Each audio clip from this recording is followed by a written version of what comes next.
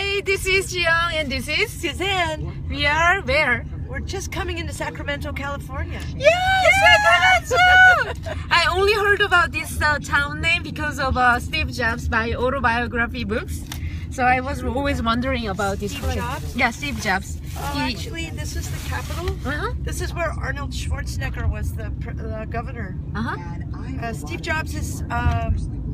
yeah, he mentioned about Sacramento a lot in this in the book. Yeah. Oh, he came from Sunnyvale. Yeah, I always wonder about Sacramento after that. Anyway, right now we are experiencing traffic jam. Friday, civilized world. We've been driving through the middle of nowhere for a long time. Yeah, we've been now living we're somewhere. we were in a nature, snowboarding, ski town, and all that kind of nature stuff. And then now this is like a lot of cars, so many cars.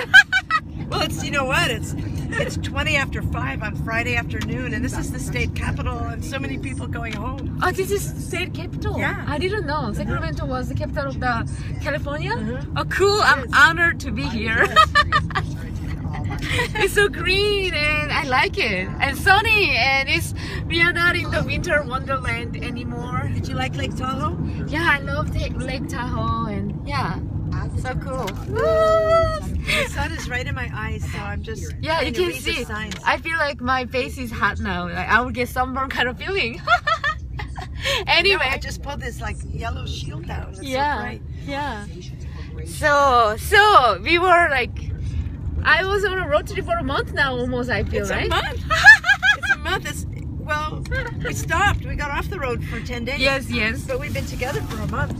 It's amazing. Not the full 1 month, but like yeah. What did we learn? What did we learn from this road trip? We left Las Vegas on January 26th. And today is like February 26th. Wow, really? Or 7th. Oh my God. 27, yeah. Wow, so cool. Anniversary.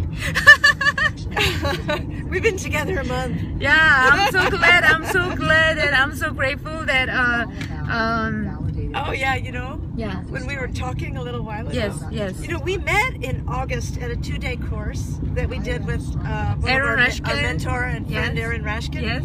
We met in Denver for 2 days, but we didn't really have a lot of interaction personally. We were just in this thing together with like 15, you stay over at my hotel room one day. Well, in the workshop, and then we had an evening where I stayed in her hotel with her, and then we had like really nice evening and good feedback and good conversation. And then we saw each other for like 10 minutes in Orlando in October.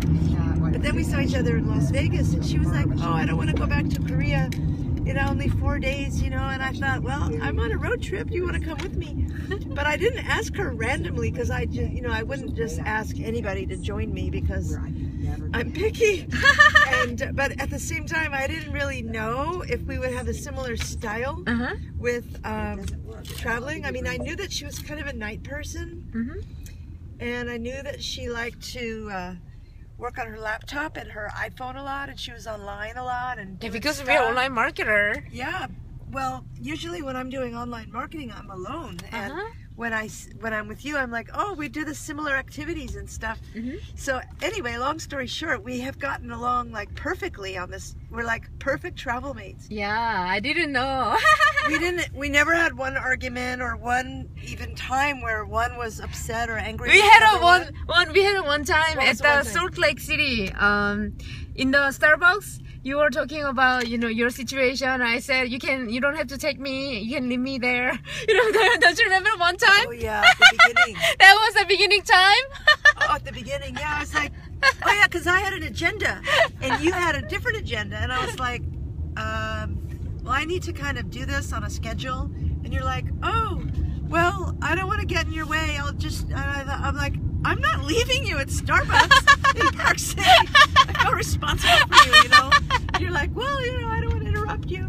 But and then that was the one time in the beginning we were getting to know, and like had our thing going on, right? And then that other thing that was so funny, it's become a joke because your back would begin to hurt sometimes after being in the car, and you're like, my back hurts. I want to go to the airport. I want to go home. I want to go to Korea. And after being in Empower and hearing that phrase, I said, Jiyoung, don't be a road trip wussy.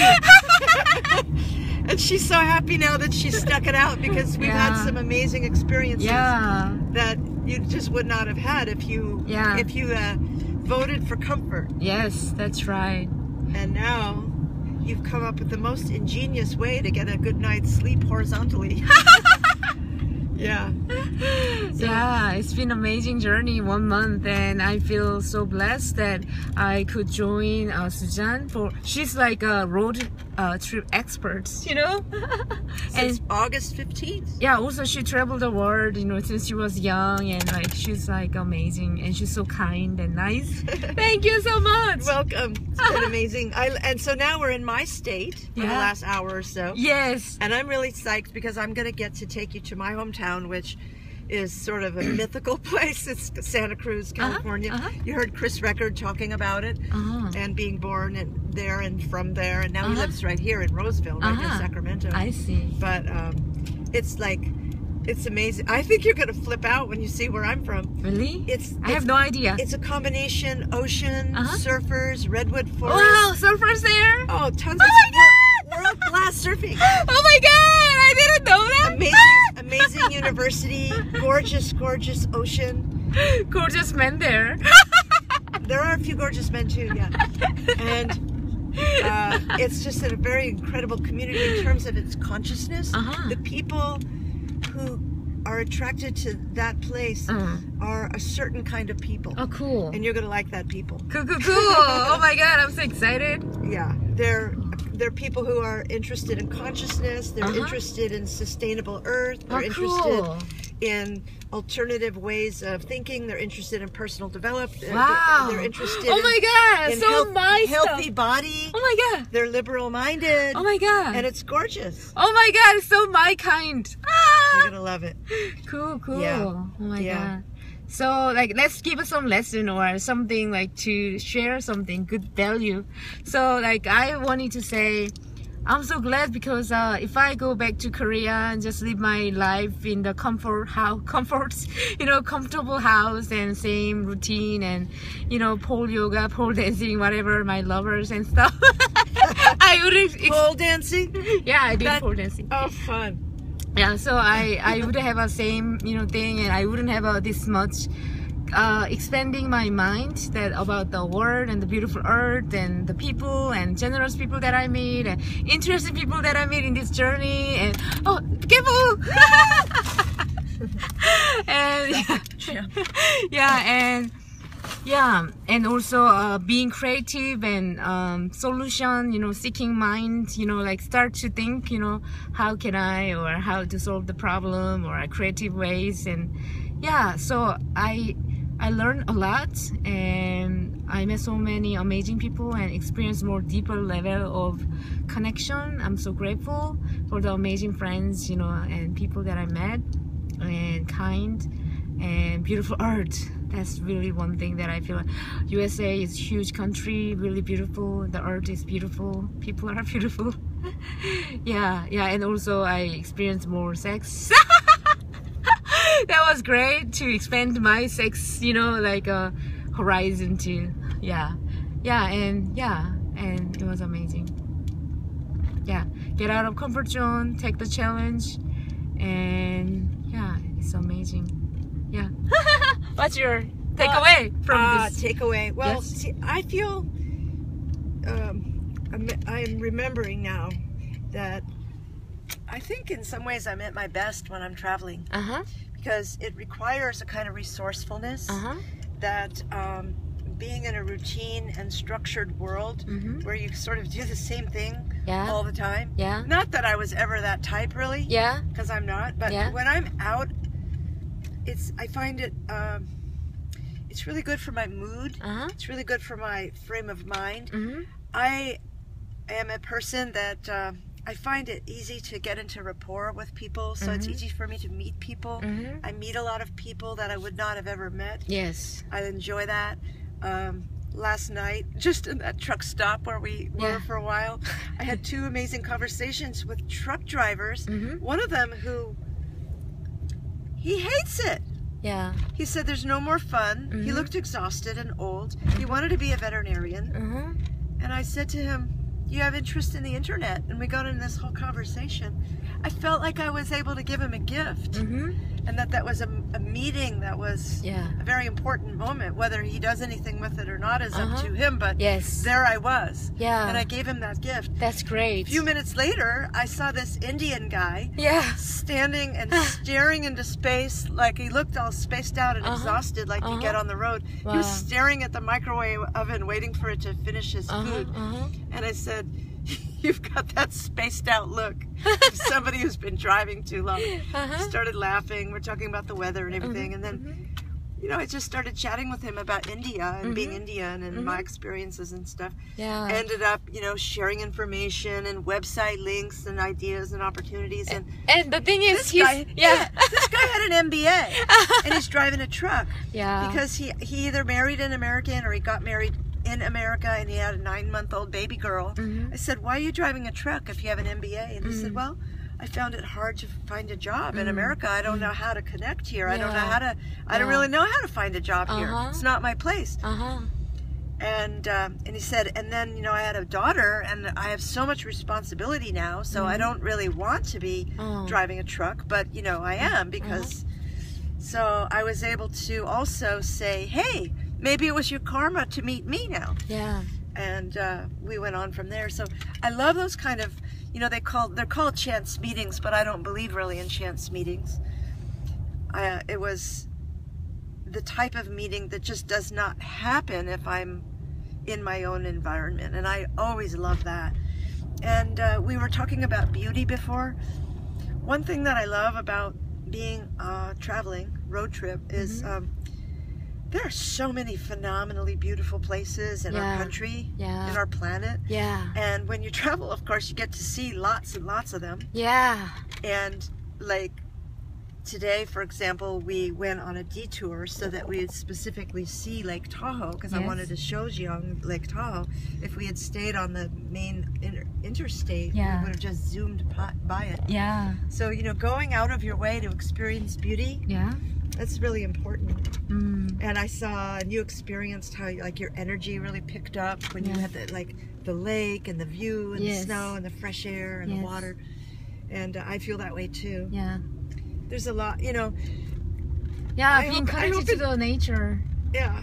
So aligned with our somehow our natural state or being. Like a happy mood or. This might sound a little funny. I think you'll understand it, but one of the things I've come to realize about myself is that I really like to be outside. And most of the time in, you know, modern culture, we're inside all the time. Stop. Most of the time we're inside unless we're outside exercising. But then we go back in. The building, the house, the office. And I actually realized that I actually like being outside. And when you're sort of, your stuff is in the car, and I don't know, there's just something about this way of, you know, kind of camper, happy camper living, and you're really outside quite a lot, and I love that. I feel like I'm getting natural light and smells and views, and I don't know, I just feel like more connected than when I'm just in an office or in the house. And I'm really fantasizing, feel really hopeful that people are getting something out of watching us do this. Because I don't know really hardly anybody that doesn't want to do this. Everybody talks about it. Look at this, all this traffic jam, the people are in the car. Most people live like that. And they would like to do what we're doing. For us, we'll just be in and out of here in a half an hour. But most people I know are in this every day. I couldn't tolerate it. So I like working from home, and we have taken working from home. We've taken the home-based business to new heights, because it became the Starbucks-based business, the cafe-based business, and we sit in a car and we just sit and we work on our phones, you know, in a parking lot or something, and then we take off again. And it's not much of a stretch at this stage, especially because you're not from America and you are in another country. It's not much of a stretch for me to go, wow, I could like get on a plane to like Kathmandu and go to a cafe in Nepal. And I actually could do this anywhere. it's not a scary thought. I realize I feel confident that I could actually do what we do anywhere on planet Earth. I felt that actually. I was, I still have my house in Korea. That's why I'm going back to Korea to get rid of my housing and my belongings to just start to, live free and travel the world and live, places that I want to live. For example, I'm going to come back to Colorado to do snowboarding and snow kiting and some massage sometimes and online marketing work and some projects with CMO, right, of our company and stuff. So when I check the rent, it's not so much difference, so I can literally just travel around the world, But a few days ago, we were listening to Jabril on this podcast that Justin and Dee organized, and Jabril is somebody who's been traveling since his early 20s internationally. He was talking about finding countries that cost quite little to live in. His favorite is Thailand. I've been in Thailand. I remember having this unbelievable beach hut for $6 a day. I could have lived there for quite some time. And so the moral of the story is the world is big and there's a more cheaper places and beautiful places with a great internet connection. You can live and work anywhere in the world if you choose to do that, like with the online marketing company, like a laptop lifestyle affiliate marketing thing that we are doing. It's real. Yeah, it's amazing. So if you wanna learn about that, contact Suzanne, contact me, and also you can leave. This laptop lifestyle has now become the iPhone lifestyle. You can do it right off your phone. Yeah, so world is big and there's amazing information, resources out there, and just take a challenge, check it out, and be open-minded, and you can live free and happy. Enjoy life to the fullest. What is your website? My website is livedreamlifestyle.com. livedreamlifestyle.com. And your website? becomeamarketing.ninja. Check it out, and just take a challenge, take a chance. It's nothing to lose, and it's amazing life out there. You know what they say, safe is the new risky. I see. Playing it safe is really risky, especially.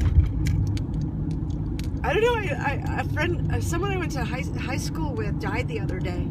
Junior high school. She just got cancer in the last few months and just died. And those kind of experiences are making me want to just go for it. You know? We just don't know. How long we've got. That's one of the reasons that I started to explore sexuality too. Why? Because you could die tomorrow? No.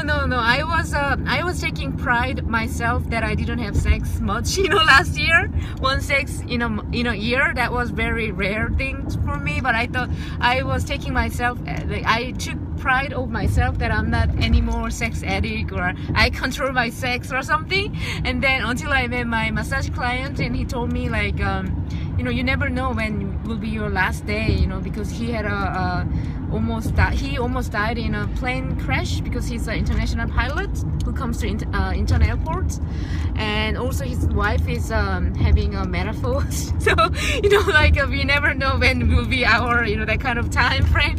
He said you don't know, you think you are always ready and sexy and young and hot and whatever, right? But anyway, so he said enjoy and get laid. Enjoy life and get laid. Get laid while you're still hot. This is the Sacramento River. Wow. So the thing was, his thing was, we never know when will be our last day, so enjoy life to the fullest. So I was thinking about his advice, and I decided to explore and enjoy sex, because I love sex, so I'm so glad that I did. Being celibate is awesome at certain times in your life, but not forever. It's not a lifestyle that you want to have forever, right? What? Being celibate? What is that meaning? Celibate means you're not having sex. I see. Anyway, just enjoy whatever you love, do what you love, and live and do what you love what you do, enjoy life to the fullest, live life to the fullest. Do you have any other? We've been listening to the most amazing book, which is a lecture, And you may be familiar with Brené Brown. I don't know if you saw her TED Talk on shame and the power of vulnerability, or if you heard Jonathan Cronstedt last night refer to her on our Empower webcast. I don't know who you are listening to this, but I have a Facebook page called Brené Brown Lovers because I am a Brené Brown lover. We've been listening to this book, and now I lost my train of thought, of course, but your last thing you want to say to the people who's watching here's this? Here's the thing.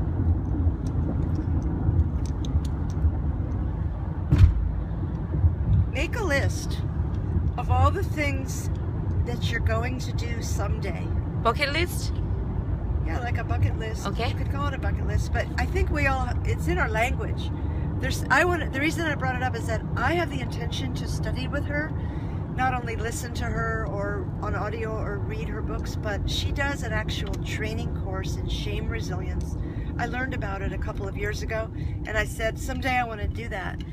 And I know we all have things that we want to do someday, including travel, including buy a horse, including study with a particular mentor, including whatever it is for you. You want a certain kind of oven because you bake. I don't know what it is, but you're going to do someday. And if you could get in touch with that list of what you're going to do someday and commit to doing it in a much shorter time frame than someday, like in the next 2 years or the next 6 months or next week or today. Someday is here. This is someday, right? And that's my takeaway really from listening to this and being with you right now that I'd like to share with people. It goes fast, just like they say, you know, and don't wait around. If you have dreams and things that you have been wanting to do your whole life, dreams you had when you were a kid that they never really went away, they just gather dust on the back burner. Take them all off the back burner and dust them off and do them. Cool. No matter what. Cool. That's amazing advice. Okay, thank you so much for watching our long video. It's 20-minute video. So Jiyoung, Happy Jiyoung signing off from here, and Suzanne. Happy Suzanne. Bye. Enjoy life.